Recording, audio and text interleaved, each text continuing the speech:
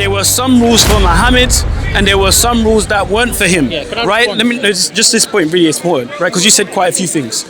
There were some rules for Muhammad and there were some rules that weren't for him. For example, he was allowed to have more wives, right, than the majority of the Muslims, right, or the rest of the Muslims, right? So why should I believe that in this case then that the rules on puberty, and I want to go to Qur'an 65:4 soon, right, to talk about that in a second, but the rules on puberty, right, in that hadith that you were talking about that I had a quick glance on, like apply to him, because I don't think it applies to him, right? Let me respond, please. Okay. Okay, you've made a lot of points, yeah? I was responding to your points. So you said that there's nowhere that indicates in the hadith that the Prophet Muhammad ﷺ married Aisha when she reached puberty. And I also challenged you, show me in the hadith where it says the Prophet married Aisha prepubescently, when she was prepubescent. It's not there, it doesn't exist. It's not in the Arabic language. Those brackets mentioned are not part of the hadith. Yeah. I don't accept it. Muslims don't accept it, okay? Now, you said that, how do we know Aisha's reached puberty? Yeah, because the Prophet Muhammad ﷺ, he waited until she reached puberty, 9 years old. That's why he waited, okay? Otherwise, no, but like, what other reason would the Prophet What other reason would the Prophet wait except that? Of course, that's the reason. And also he's saying Aisha didn't have the consent. Now, when the Prophet married Aisha, Aisha's father allowed her to be married, and then later when it was consummated, she agreed to the marriage. Now back in the day, in the ancient times, marrying young girls was normal. You said she agreed to it? Yes. How did she agree to it? Because she agreed to it. Where's the agreement? There's nowhere in the hadith that says Aisha disagreed with the marriage. But this is important. Okay. Please. Yeah? There's nowhere, please, like, just write it down and then get like the way I do. See? I thought we were having a back and forth. Okay. Let me make. Okay, but if you can also speak, don't take it too long. All right. Okay. So let me make my last point. Yeah. There's nowhere in the hadith that says the Prophet Muhammad ﷺ, he married Aisha prepubescent, and also there's nowhere in the hadith that says Aisha is not happy with the marriage. So yeah, let's just make it short then. Let's make it short.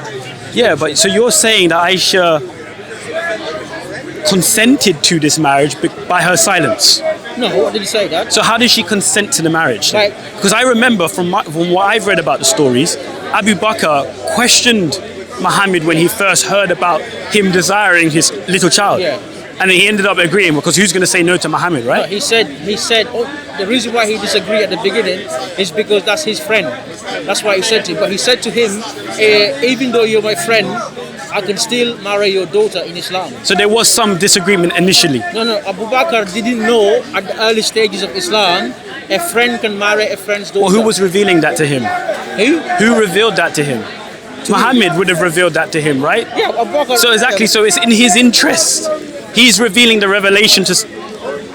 Thank you. Jazakallah. I'm okay, thank you. Appreciate it. Yeah, so he's revealing that to his friend.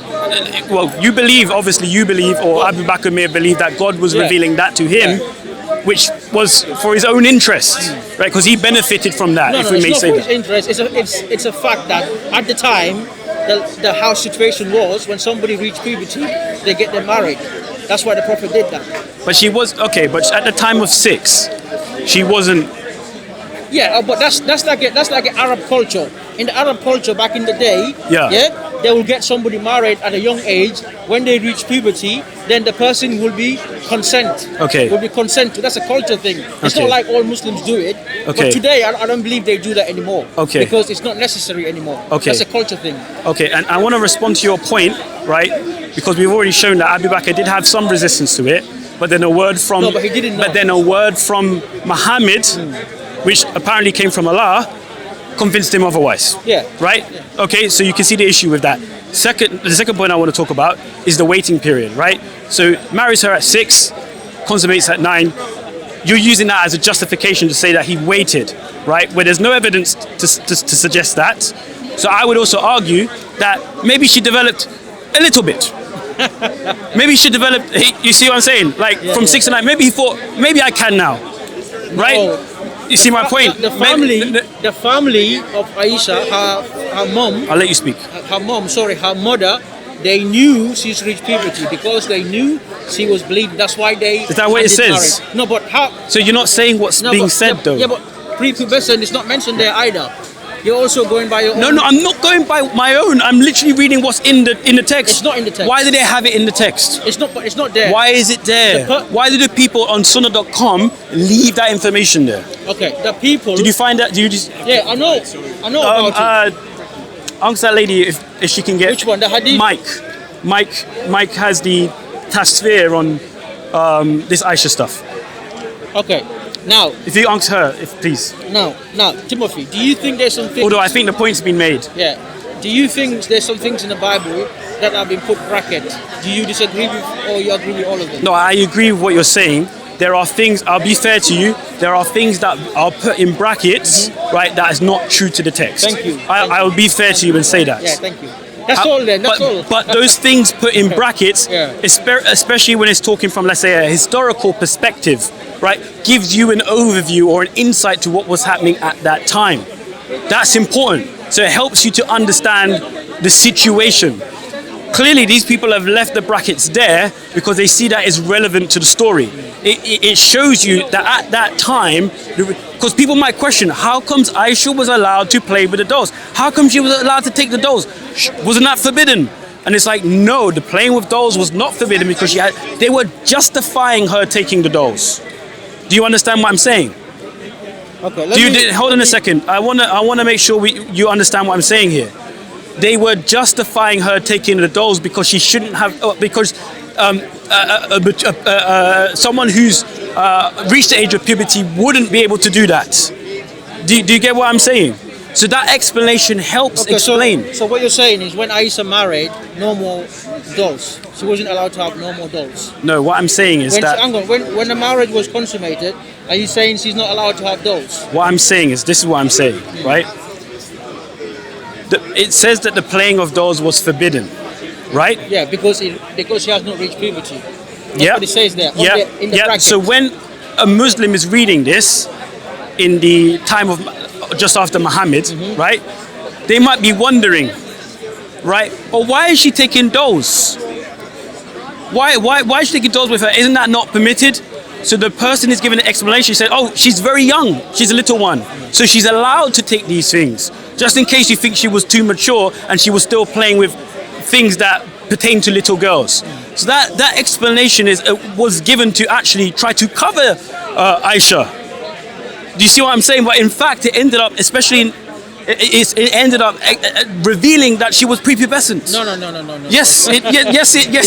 So what's the relevance? Let me ask you this question, very key question. What's the relevance then of this brackets? Why is it here? What does it do? Okay, the brackets mentioned there. Now, the person that mentioned there, it's not from the hadith. I don't know why they put it there. Maybe they thought that she hasn't reached puberty. But in Islamic understanding from Surah 4 verse 6 and the hadith I've shown you, you must marry boys and girls when they reach puberty, when they are pubescent. I've shown you from Islamic scriptures. Okay, you're missing the point, though. Okay. You're missing the point. Do you think Surah 4 verse 6 I showed you? Do you think it's compulsory for Muslims? What I'm saying to you is this. Is that we were able to establish in this conversation that some rules apply to Muhammad and some rules don't apply to Muhammad. For example, him having more wives than other Muslims, right? That's a very important point because the subject that we're talking about is wives. We're talking about sexual relations. Yeah, but the right? difference... Hold on. It's on topic, right? This is what I'm trying to get you to understand. I need you to explain this passage rather than just say, oh, it's not according to the original hadith. It's giving you an insight to what was happening at the time. It's explaining why Aisha took the dolls, right? So how do you do away with this explanation? That's what I want to know, because you're completely regarding it when sunnah.com keeps it there for us to read and learn from. Okay, Timothy, you already conceded the brackets does not mean it's true. You already conceded that. I don't know why you keep arguing with that. Now, that's somebody's opinion. Why don't you take a look at this here where it says you have to marry girls when they reach puberty? Okay. Now, the Prophet Muhammad ﷺ, him having more wives, that's specifically mentioned in the Quran Okay. for him to do that. But show me in the Hadith and in the Quran where he says he has to marry prepubescent girls. That's the difference there. In the Quran, he says he can marry more than 4 wives.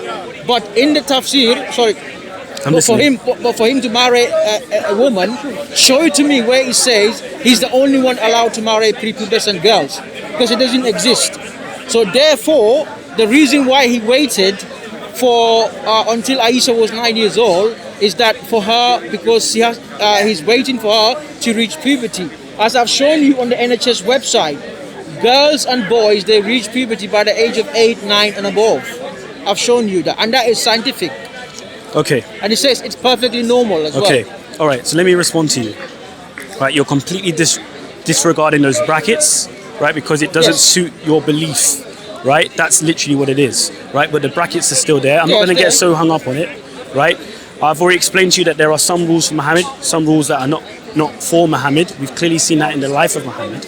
But when it comes to him marrying and consummating with Aisha, the marriage with Aisha at the age of 9, you have shown me nothing to suggest that she's ready for that. You've told me you haven't. You've quoted verses, right? But we're looking at, you know what's so nice about the hadiths? Is that it actually gives you a narration. It gives you a story. It shows you what's going on at the time, right? So you can analyze and you can look and say, oh, okay, this is what's happening. This is what's taking place. You can get an insight to the mind of these people, right? Or how they were at the time, right? All of the things that are described in these hadiths that I read to you, right, indicate, prove, demonstrate that Aisha was just a little girl, right? You have shown me nothing. All you have done is assumed. All you have done is assumed that the 3-year wait from 6 to 9, is an assumption that she was ready at that time, and you're trying to support it with that Quranic verse. Now, I want to go to Quran 65:4, right, which I'm sure you're familiar with. Yes, and, I know it, yeah. And I want to see your opinion on this, right? Because this is how I understand the text. If I've misunderstood the text, let me know, but I would like to hear your opinion on it, right? Yeah, sure. So it reads here, and those who have despaired of the menstruation among your women, if you doubt, then their waiting period is 3 months. And the ones who not menstruated, they and those who are pregnant, their term is until they deliver their burdens, and whoever fears Allah, he will make for him of his affairs ease. So in this particular passage, it's talking about divorce, right? Mm-hmm. Right? So we agree on that, right? So then here in particular, I was reading it from the Arabic direct translation, but it will be easier for me to quote from here. The point that I want to stress here is here. If you doubt, then their period is 3 months. And also for those who have not menstruated. Now that sounds like to me, you can correct me if I'm wrong, right? But that sounds like to me that it's allowing marriage and divorce of children who have not even menstruated yet. Because those who have not menstruated, have started their period or their cycle yet, would be prepubescent. Would you agree with that? No. So you're, okay. I wouldn't. Because I've got reasons. Okay. Should I explain? Yeah, I'm happy to listen. Okay. What do you think is the first sign of puberty? Well, there could be many signs. It could be largened breasts, wider hips. No. What's the first sign? The first one? Could be starting your period. No. What's the first sign? Breast. I just said. No, you said it could be breast. It could be, but for girls, actually it's breast. Okay. Like first one is breast. Okay. Okay. So that's a sign of. Look, I don't want you to think I'm lying. Yeah. No, it's fine. I'm not disagreeing with that. I want to show you references. Yeah. Yeah. I mean, Ezekiel 16 supports the idea that the breasts are developed. I know Ezekiel 16. Yeah. But we're talking about Islamic scriptures. I'm not going to go to the Bible. That's fine. Because I don't like that. Okay. I don't like that. Fair. I don't like deflecting. But it says here, those who have not menstruated. Look, again, NHS website. I don't want you to think I'm lying. Can you look at it? Okay. Which one? Read it for me, please. Okay. It says here, signs of puberty include girls developing breast. Okay. And then starting periods. Yeah. So breasts and then starting periods. Yeah. Okay. So when it comes to the sexual intercourse, what's important? that the woman has started periods. Yes, yes. That's a sign. Yeah, but do you know there are some women, what there is called, they have something called primary amenorrhea. Do you know what primary amenorrhea is? I have no idea what that is. Do you know what it means? Remember when I told Bob? Primary amenorrhea. Remember when I told Bob about it?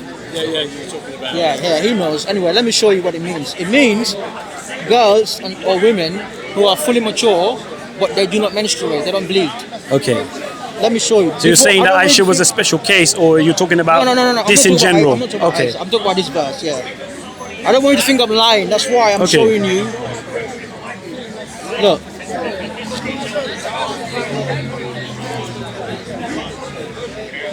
So you're saying that these women never have a menstrual period at all? They never have periods? Are you happy with this? Well, let me see. Is the medical amenorrhea is the medical term for the absence of a menstrual period in a woman of reproductive age. It can be categorized as either primary or secondary. Primary amenorrhea when a person with normal growth, and second, there's more to it, but okay. So what's the argument that you're making with this? Is that they're here. When a person with normal growth and secondary sexual characteristics has not had a period by age 15, interesting it says that, secondary amenorrhea. No, forget. I'm talking about primary, not secondary. Okay. Secondary is different. Okay. So you can see, by the age of 15, you don't reach puberty, you don't menstruate, but you reach puberty. It says the reproduction age. Yeah. You see? But has that person actually reached puberty? Yes, but she hasn't. So then I would argue that they haven't reached puberty yet. Yes, they have. It says that there. Look, what does reproduction age means? They've reached an age where they should have been able to do these things, but they haven't done those things at that age. Oh, come on, Timothy. What does reproduction age means? The age which the body can produce. Oh, thank you very much. Yeah, but they haven't had their period at that time. Yes, period is different. They haven't menstruated. Yes, that's the first cycle. Menstruation is different from maturity. Okay. Because you can still mature, as it says here, and not bleed. So you're saying this text here in 65:4 is talking about certain women who have medical conditions. Okay, so let me ask you this question then. Right? Could it also mean, because you're applying it to this, could it also mean that those who haven't actually started the menstruation? Okay. Could it just a yes or no? What do you mean? Can you could it mean those, because you're applying this who have not menstruated, right, to this medical term? Yes. Right? But could it also mean not this medical term? Could it mean literally little girls who have not menstruated yet? No. Why? You're attributing this text to that term. No. Which is abnormal. No. It's an abnormal condition. No. It's not a normal condition. Right? So you're using an abnormal condition. Yes, it's abnormal condition, yes. To justify this verse. Yes, that's what he's talking about. Abnormal condition. Allah should warn you. Let me tell you why. Let me tell you why what causes primary amenorrhea. Do you know what causes it? No. Do you know what causes it? Okay. It's caused by lack of enough food, yeah? It's caused by like having too much heat, like in Arabian desert, it's heat, and not doing a lot of, it's caused by doing a lot of exercise. Like somebody who's like a footballer, a female footballer, or a female runner. They don't get these things. So back in the day, it was common because they used to do a lot of physical work. Instead of using a car, they would use their feet to walk, or horses. So it comes on women too much to the point where they do not bleed. Let me show you what causes primary amenorrhea, because I don't want you to think I'm lying. No, I'm hearing what you're saying, right? I'm not so caught up on the causes of primary and I don't even know how you pronounce it. What I'm saying is that what you've done is right. Yeah. You've taken this, right, and you've applied it to that medical term. Yes. My question is very simple to you. Just a simple question. Can this also be applied to little children who haven't started menstruation yet? If they reach puberty, yes. But it doesn't say that here. No, it just says those who have not menstruated. Yes, this is a medical condition. So you're saying that this is referring to a medical condition? Yes, because if Is that supported by Tafsirs? Just to double check. I just want to know if that's been supported. The old Islamic scholars, right, like Ibn Kathir, Al-Jalalayn, do they say that do they support what you're saying? They don't support it scientifically, but they don't support marrying prepubescent girls. Okay. Because they don't know science. They don't know science, that's why. So how do they interpret this passage then? This passage, they interpret it like, for instance, if you Let me get the hadith. Let me get the hadith here. Sorry, the tafsir. Yeah.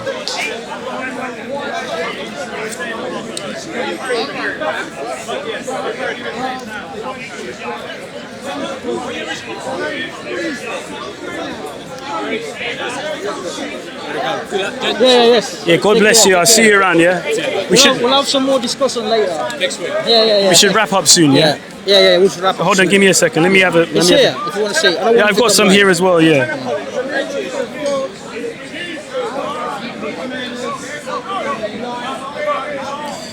All right. I haven't actually gone through all of these hadith, tafsirs, but let me have a look quickly. Just bear with us.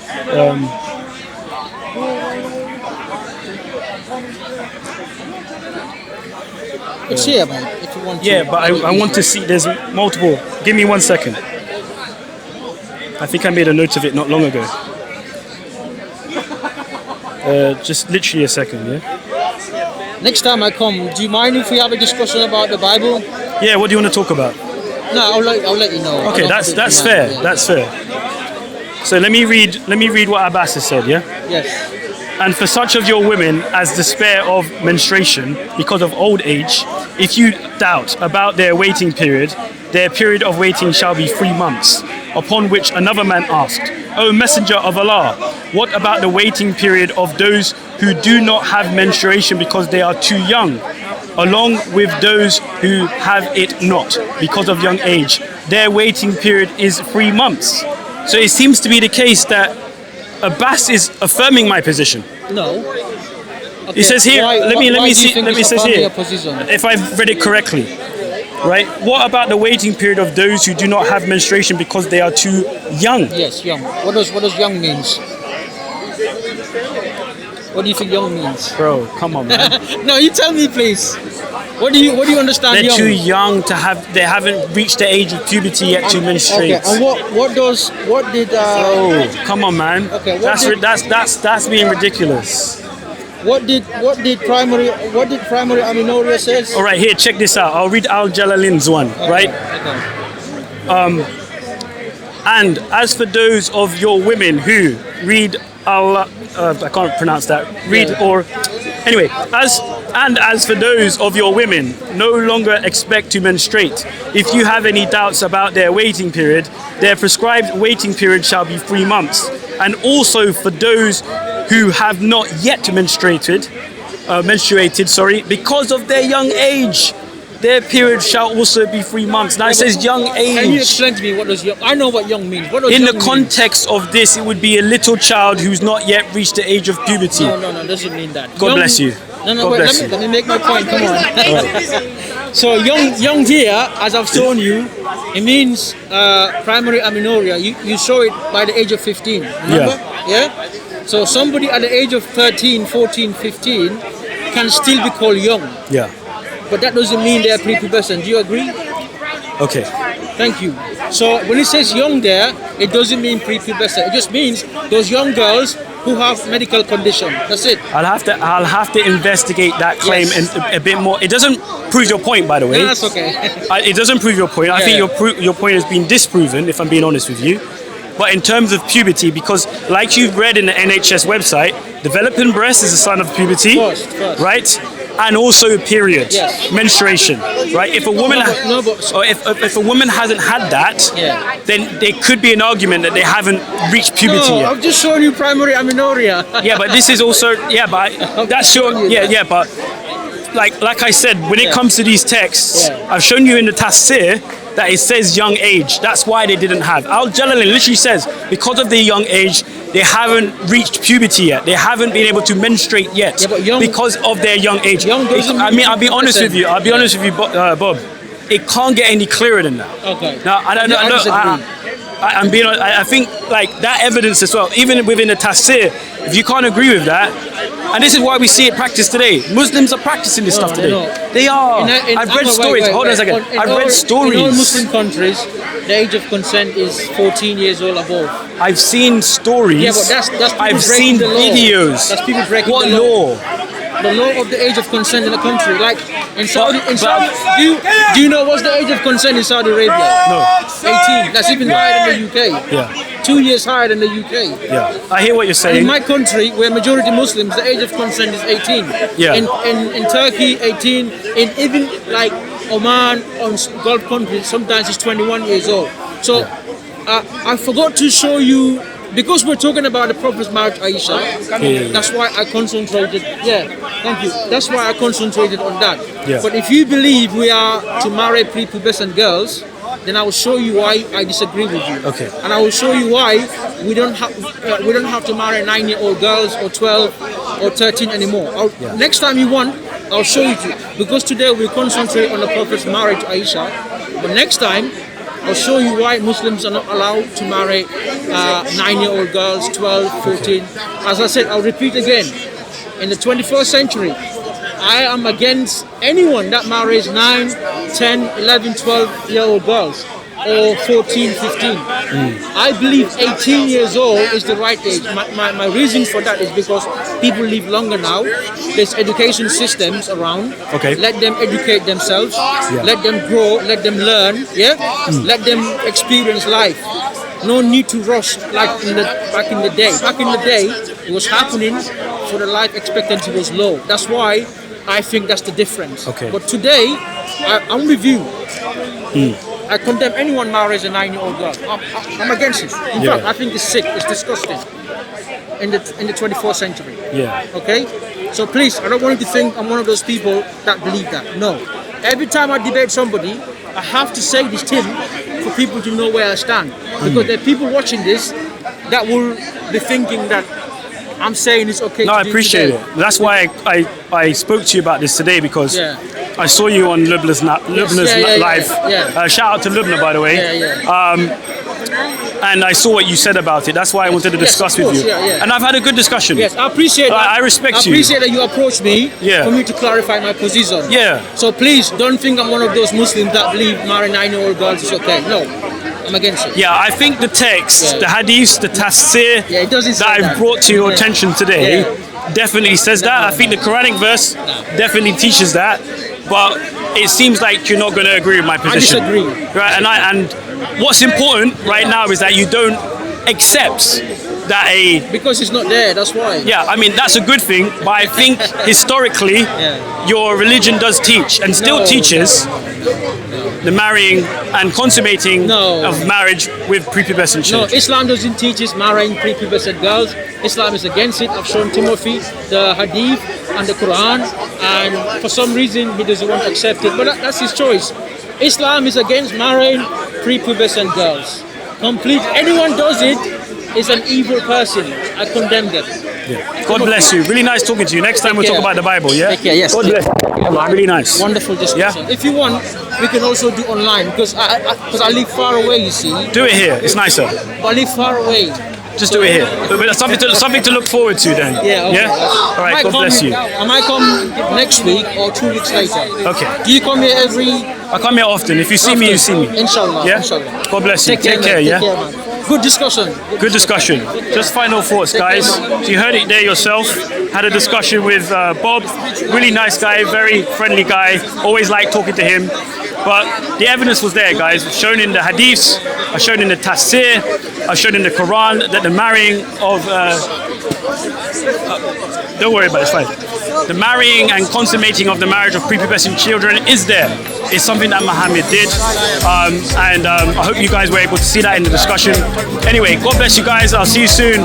Take care. Peace.